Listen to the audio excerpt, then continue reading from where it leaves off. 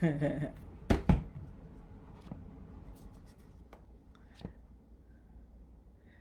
morning, everybody. Good morning. It's Pastor Kelly. Looking through my Bible. Good morning, everybody. So happy to be here with you today. Oh my goodness. Great. Found it. There we go. Hope everybody's doing well. Just giving people a chance to come in today. Good morning, everyone. Good morning. Good morning. I hope that you're having a happy Thursday. It is indeed Thursday. It is indeed Thursday, the 23rd of July. Um, and we are on day 1,500,267 of the year 2020. I hope that you're having a wonderful day today. Today, you know, I was thinking about what I was going to talk about today, and then I watched a very interesting video, and I thought maybe because it spoke to me, and it spoke to one of my favorite stories in Scripture, that we would talk about that today. And so this morning, as we probably a lot of us do, I was scrolling one of my social media pages and saw a very interesting video of a lady being escorted off of a flight for refusing to wear her mask. Everybody else had their masks on. She did not have hers on. They asked her to leave. She left. And I thought to myself, because I try not to put it on that person, I try to figure out what lesson am I learning here. And as I started to ask myself, so she's gonna miss her flight for something she probably already has in her possession that she could use that would get her on the flight. Then I asked myself, well, how am I doing that? Is there something where I could be doing something so simple that would make all the difference? And then before I could even finish the question, God said to me, gluten. So Pastor Kelly is gluten intolerant. It doesn't make me sick, but my body doesn't like it anymore. And so you know what that means: bread, pizza, and as I found out this week, tomato sauce. So I have to change my tomato sauce now. Uh, and there are moments when I am shopping and this almost attitude comes over me um, when I have to find the gluten-free option. Why do I have to find the gluten-free option? I can eat this gluten. It'll be all right. It's just a little.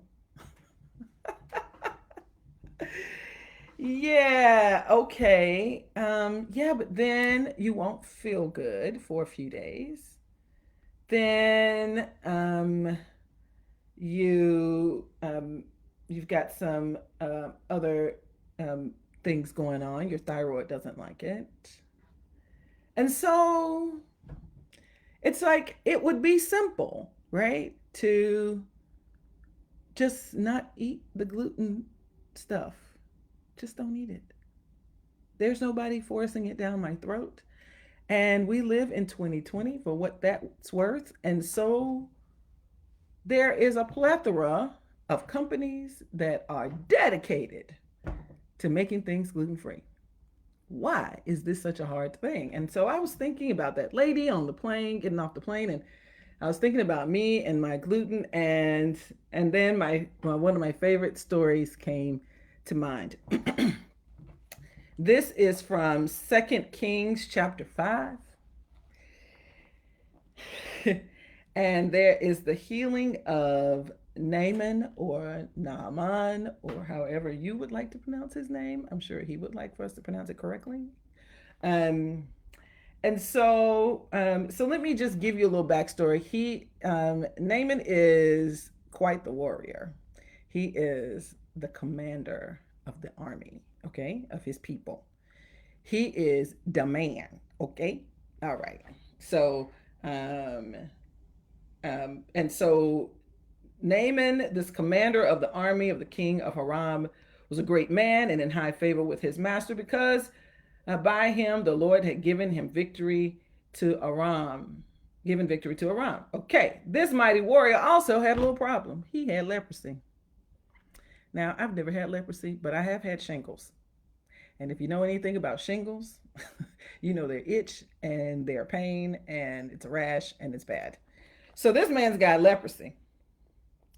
Um, we don't know how much it affected him, but it affected him enough where he was trying to figure out how to get rid of it. And so, um, and so there was a young girl who had been captured who was now enslaved by him. So that's a problem. You know, we're not going to skip over that. That's a problem. We don't kidnap people. And even so, she says, so this young girl says to Naaman's wife, your husband just needs to go to my people and our God will fix that. That's whatever, right? That's Kelly's version of the story. Um, so he says, "Oh, really? I could just go to Israel and they'll fix it." So he goes to the king. The king doesn't know what to do. The king's like, "Oh my God, I can't fix that. Please don't kill me." So he goes to Elisha, the man of God. Okay, so he goes to Elisha. All right.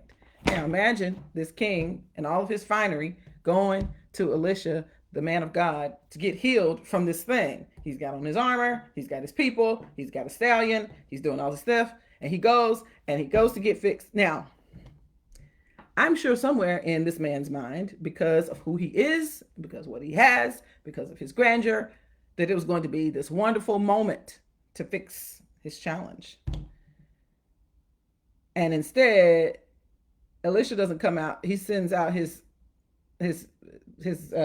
servant, his one of his students, and the student says to him, "Yeah, so here's what Elisha said to tell you in verse 10. Go wash in the Jordan 7 times, and your flesh shall be restored, and you shall be clean." But Naaman became angry, not at what the man had said to do, but, well, that. And who are you, little man? Where's the man of God? Where's the magic? Where's the wonderful? Where's the sparkle? You know who I am?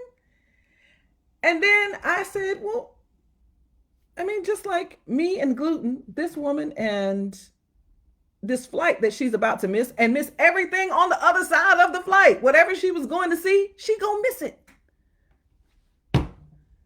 Because she didn't want to wear a mask. Elisha sends his servant out, tells him what to do, and because he don't like it, he don't want to do it.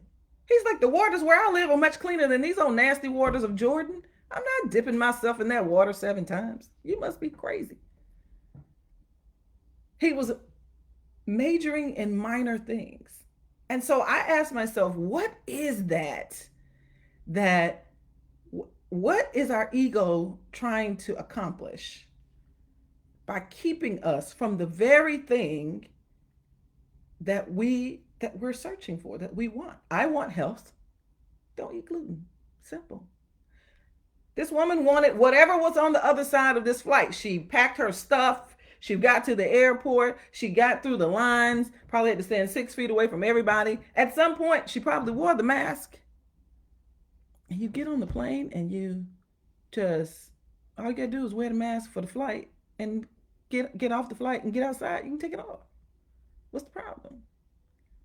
And so I asked this question earlier on my personal Facebook page. What is it that our egos are willing to? What is it that we are allowing our egos to thwart the very thing that we're looking for, the very thing we want? We want this. Naaman doesn't want to have leprosy, but his ego is allowing him to miss the opportunity that God has given to him. Here's your answer. You're going to be cured. All you got to do is get in this water. That's all you got to do. 7 times. You got to go down 7 times and you're good. And he complained in response. He sure did. And then one of his servants walked up to him and said, in verse 13, he says, Father, if the prophet had commanded you to do something difficult, would you not have done it? How much more when all he said was to you was, wash and be clean? In other words, he just gave you the easiest thing to do. All you got to do is do this. All you got to do is wear the mask. All you got to do is not eat gluten. All you got to do is go get in this water and go down 7 times and you won't itch anymore. Come on. And so it has challenged me to ask myself, am I allowing minor inconveniences to stand in the way of major goals? Am I allowing myself to ruin things because I don't want to do this simple thing? Am I allowing my ego to get in the way of the gifts that God has for me and get in the way of opportunities? And to make it on a larger level, a larger scale. Here's what's so disheartening about this ego. When persons who have the power to make decisions for other people, hello DC budget, make decisions for other people, and they let their ego get in the way of what should be a major goal. And they move money around because of that ego. And it gets in the way of the people of saying that we are a community. DC is a community. We are a community. Our school system is a community. And we care about these folks. And the answer is simple. And even though it may seem like a minor inconvenience, it meets the major goal. And, then we're really affecting people's lives. So, I hope that my little story today has helped you. I hope that you will consider how you as an individual and we as community can keep the major goal in mind. We can keep majoring in the major and not let minor inconveniences prick our egos to make decisions that affect us in ways that we can't come back from. So, friends, I love you. And I hope that to see you on Sunday. Please check out our website, founderumc.org, for opportunities to connect.